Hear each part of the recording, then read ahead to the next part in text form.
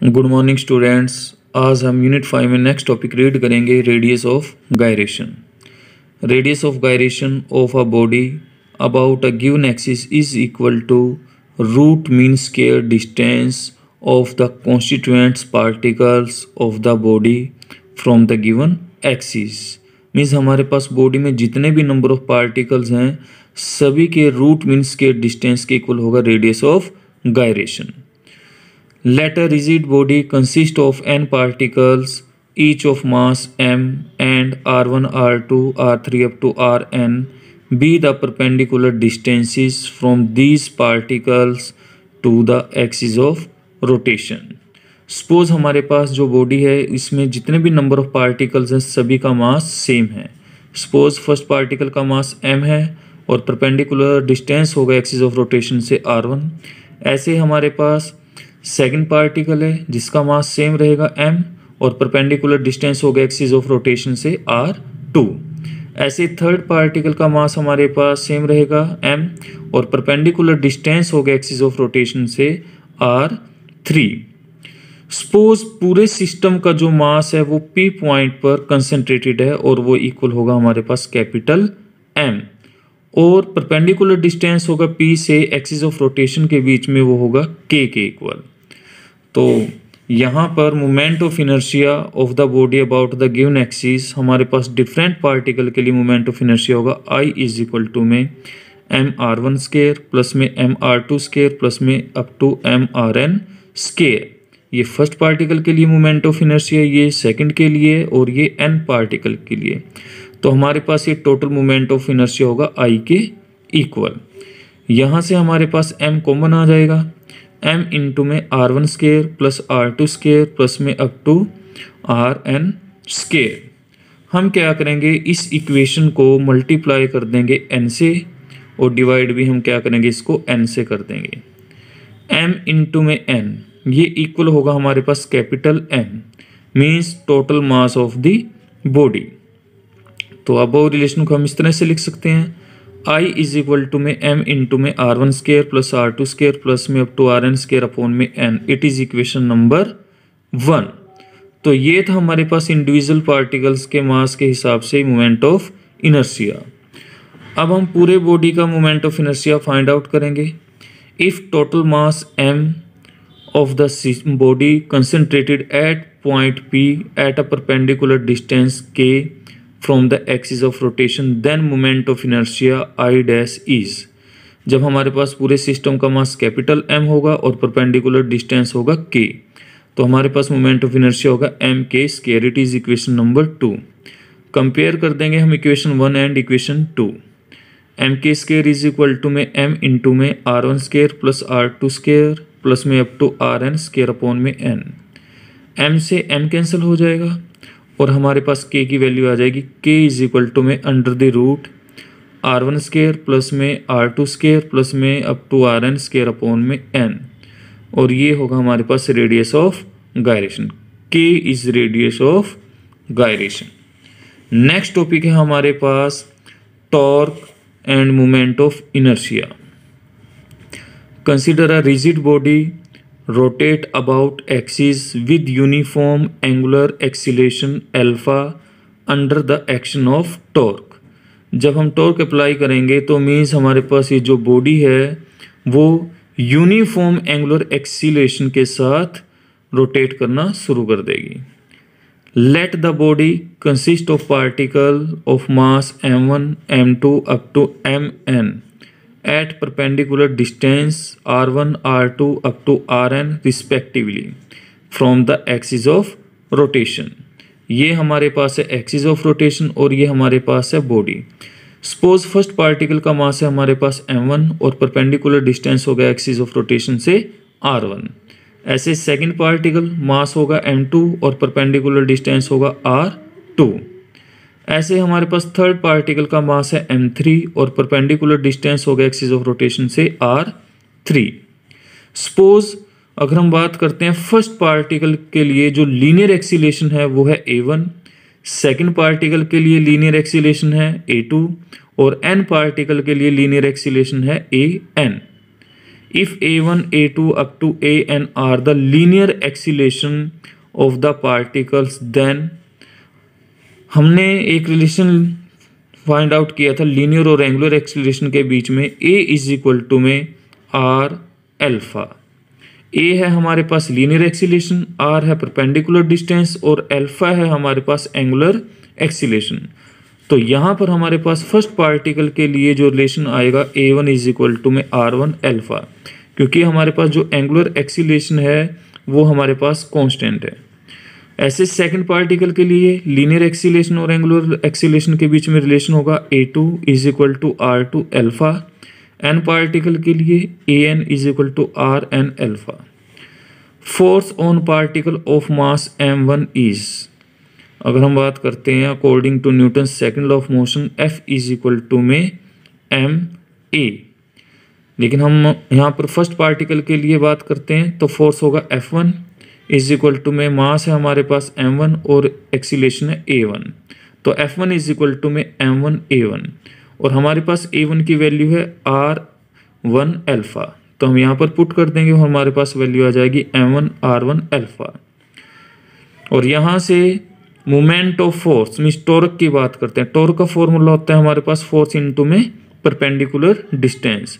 Force है हमारे पास F1 और परपेंडिकुलर डिस्टेंस है r1, तो वैल्यू हम F1 की ये पुट कर देंगे यहाँ पर m1 r1 एल्फा इंटू में r1, और फर्स्ट पार्टिकल के लिए हमारे पास टॉर्क की वैल्यू आ जाएगी m1 r1 स्क्वायर एल्फा।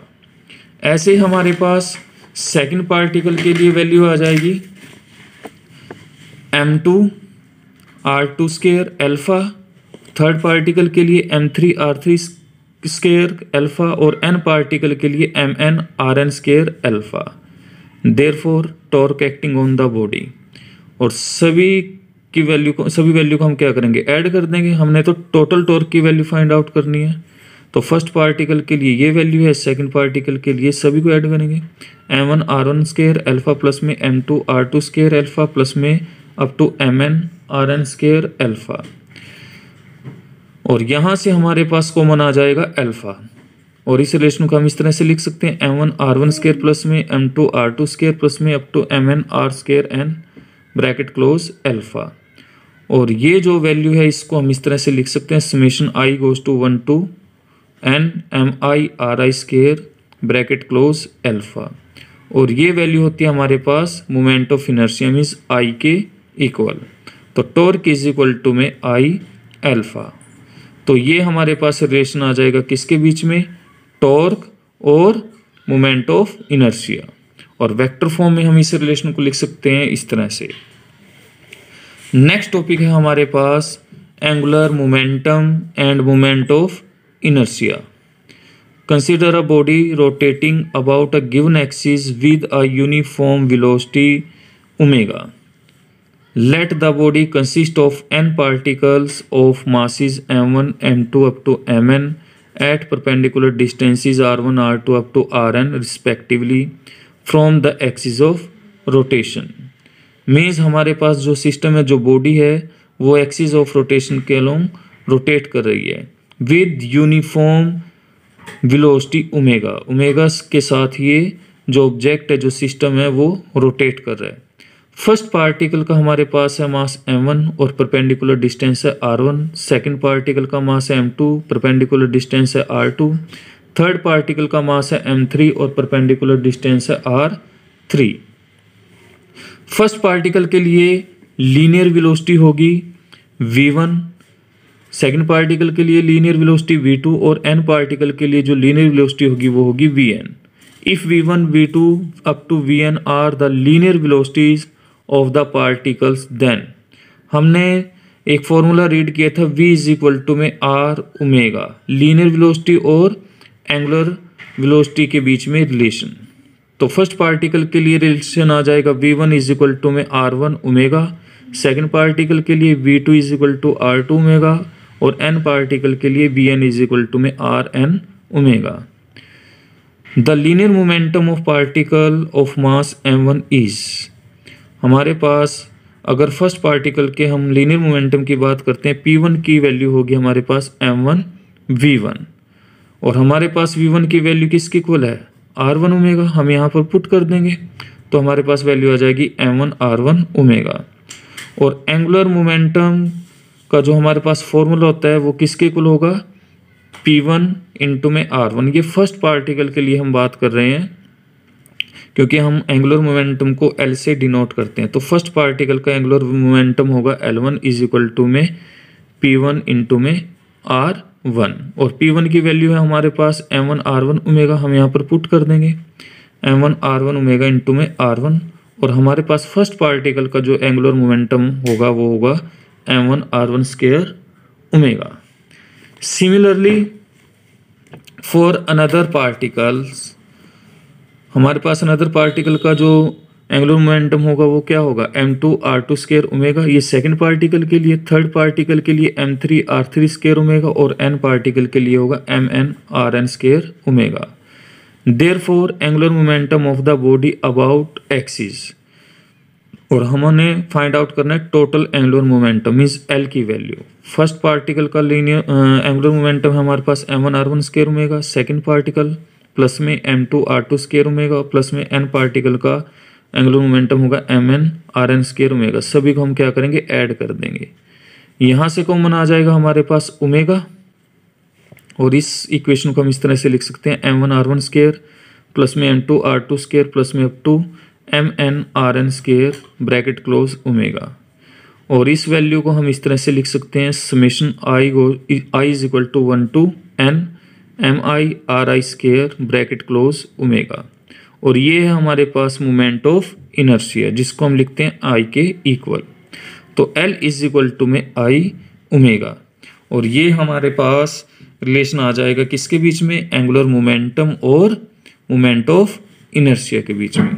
और वेक्टर फॉर्म में हम इस रिलेशन को इस तरह से लिख सकते हैं, L के ऊपर एरो, ये वेक्टर को शो करेगा इज इक्वल टू में I ओमेगा, ओमेगा के ऊपर एरो। तो ये हमारे पास वेक्टर फॉर्म में रिलेशन आ जाएगा किसके बीच में, एंगुलर मोमेंटम और मोमेंट ऑफ इनर्शिया के बीच में।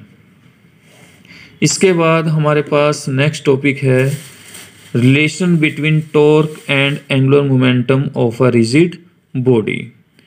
We know L is equal to में I omega, it is equation number 1। अभी हमने रिलेशन फाइंड आउट किया था, L की वैल्यू आई थी हमारे पास L इज इक्वल टू में I ओमेगा। इक्वेशन नंबर 1 का हम क्या करेंगे, डिफरेंशिएट कर देंगे विद रिस्पेक्ट टू टाइम। तो लेफ्ट हैंड साइड हम इस तरह से लिख सकते हैं dl अपॉन में dt। I moment of inertia हमारे पास कांस्टेंट वैल्यू, इसको एज इट इज लिख देंगे I इंटू में d ओमेगा अपॉन में dt। और हमारे पास d ओमेगा अपॉन में dt किसके इक्वल होगा, एंगुलर एक्सीलेशन, क्योंकि हमारे पास ये फॉर्मूला होता है एंगुलर एक्सीलेशन का, change in angular velocity upon में चेंज इन टाइम। तो इसकी जगह हम यहाँ पर अल्फा लिख सकते हैं। तो अब वो इक्वेशन को हम इस तरह से लिख सकते हैं dl अपॉन में dt इज इक्वल टू में I alpha, it is equation number 2। But torque हमारे पास, टॉर्क की वैल्यू होती है I अल्फा के equal, it is equation number 3। Equation 2 और 3 को हम कंपेयर कर देंगे तो हमारे पास वैल्यू आ जाएगी dl अपॉन में dt इज इक्वल टू में टॉर्क। ये हमने रिलेशन फाइंड आउट करना था किसके बीच में, टॉर्क और एंगुलर मोमेंटम के बीच में। That is torque acting on a body is measured by the rate of change of angular momentum of the body. और यही हमने रिलेशन फाइंड आउट करना था टॉर्क और एंगुलर मोमेंटम के बीच। Thank you.